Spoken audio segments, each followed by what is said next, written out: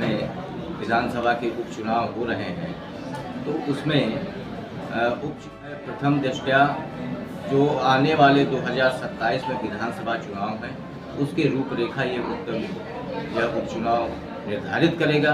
क्योंकि जो अभी लोकसभा चुनाव हुए, गठबंधन के प्रत्याशी और गठबंधन के कार्यकर्ताओं का मनोबल बढ़ा हुआ है, जिस कारण से वो अत्यंत उत्साहित हैं, गतिशील हैं। चूँकि भाजपा इस बार के लोकसभा चुनाव में मात खाई है और हारने के बाद वह समीक्षा जरूर की है, लेकिन उस पर उतना भी नहीं है जिससे कि वो चुनाव बड़े अच्छे से लड़ सके। इसलिए ये नहीं कहा जा सकता कि उपचुनाव में वर्तमान समय में जो सरकार है योगी जी की, उनके बड़ा कांटे का चुनाव होगा, टक्कर का चुनाव होगा और जनता का यह रुख देखना होगा कि 2027 में वो ये परिणाम इसके संदेश देंगे।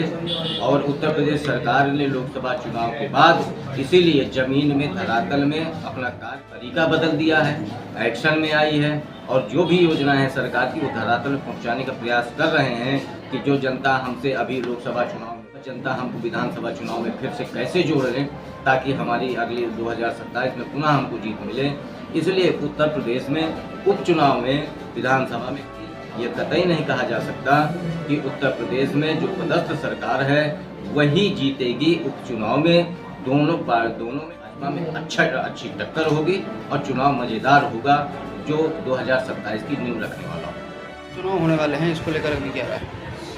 उपचुनाव को लेकर के अभी समय जो है मतदाताओं में काफ़ी अच्छा रुझान भी देखने को मिल रहा है। लोकसभा के चुनाव अभी हुए हैं, उसमें उत्तर प्रदेश से दिल्ली का रास्ता जाता है और उत्तर प्रदेश में दो पार्टियां हैं, समाजवादी पार्टी और बीजेपी। पार्टी में तो बहुजन समाजवादी पार्टी भी है, कांग्रेस भी है। तो उत्तर प्रदेश में समाजवादी पार्टी और कांग्रेस ने साथ में रह करके जो है चुनाव लड़ा है और उसमें काफ़ी अच्छा प्रदर्शन किया। यहाँ पर उत्तर प्रदेश में बहुत भारी नुकसान उठाना पड़ा है। बीजेपी का जो टारगेट था वो तो बिल्कुल ही नहीं पूरा हो पाया है।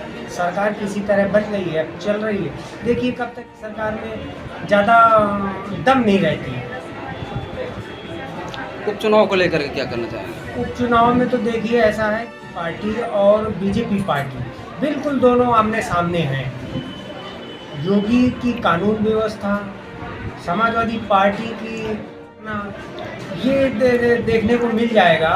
हालांकि समाजवादी पार्टी का पक्ष ज़्यादा मजबूत दिखाई दे रहा है को देखते हुए। लोकसभा में जिस तरह बीजेपी को मुंह की खानी पड़ी, तो यहाँ हम कह सकते हैं कि समाजवादी पार्टी को विधानसभा में काफ़ी अच्छा जो है रिजल्ट मिल सकता है। को लेकर आपकी क्या राय है? चुनाव को लेकर ये है कि बीजेपी की अभ्यर्थियाँ काफ़ी सीटों पर लोकसभा में नेताओं के जो सांसद टिकट नहीं बनते हैं, किसी पार्टी पब्लिक में ज़्यादा आते हैं, इस कारण स्थिति कमजोर है।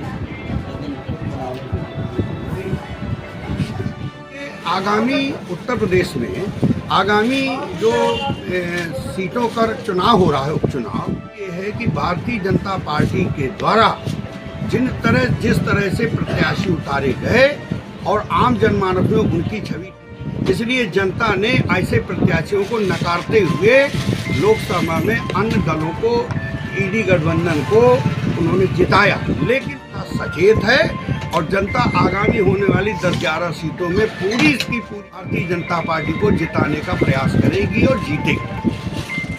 देखिए, उत्तर प्रदेश में जो उपचुनाव होने वाले हैं उनसे आप किसी प्रकार का कोई आकलन नहीं लगा सकते। यूपी में जारी है, कितनी शासन व्यवस्था खराब है, बुरे से बुरे हालात हैं, ये आम चुनाव ने बता दिया। लेकिन उपचुनाव, उसमें सत्ता पूरी तरह से मशीनरी का दुरुपयोग करती है, हर हालत में जीत के ये दिखाना चाहती है कि आने वाले चुनाव। लेकिन जब भी यूपी के विधानसभा के चुनाव होंगे वहाँ भाजपा बहुत बुरी तरह से हारेगी। उसका कुशासन, बेरोजगारी जो पूरी तरह से आज पूरी छा गई है, वो बाद में दिखेगी। उपचुनाव से इसमें कुछ भी नहीं पता चलेगा।